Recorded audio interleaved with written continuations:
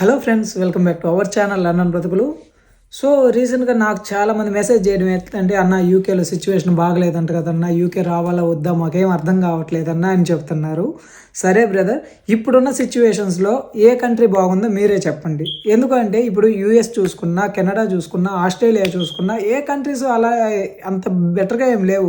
ఉన్న వాటిల్లో ఏదైనా బెటర్గా ఉంది అంటే ఒక యూకేనే బెటర్గా ఉంది. సో ఇక్కడ చాలామంది పార్ట్ టైం జాబ్స్ లేవంటున్నారు కదా.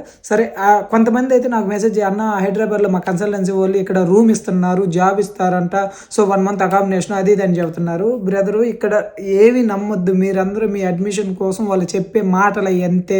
ఇక్కడ రియాలిటీ ఏంది అనేది యూకేలో ఉన్న వాళ్ళకి మాకే అర్థం కావట్లేదు. సో దీన్ని బట్టి ఎవరైనా కానీ కన్సల్టెన్సీ వాళ్ళు ఇస్తాం అంటే నమ్మొద్దు. జెన్యున్గా ఉండే కన్సల్టెన్సీ నమ్మండి.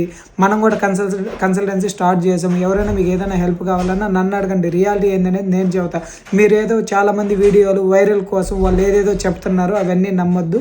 అసలు 1 month జాబ్ ఇస్తాను అని హైదరాబాద్ కన్సల్టెన్సీ వాళ్ళు చెప్పినప్పుడు మీరైతే అసలు అవి నమ్మొద్దు. ఎందుకు అంటే, సో ఇక్కడ రియాలిటీ ఏందనేది మాకు తెలుసు. మీకు ఏదైనా డౌట్లు ఉన్నా మమ్మల్ని అడగండి, మేము చెబుతాం. అంతే కదా, హైదరాబాద్లో కూర్చున్న వాళ్ళకి ఏం తెలిసిద్దండి. మీరు వాళ్ళని ఎలా నమ్మి వస్తారు?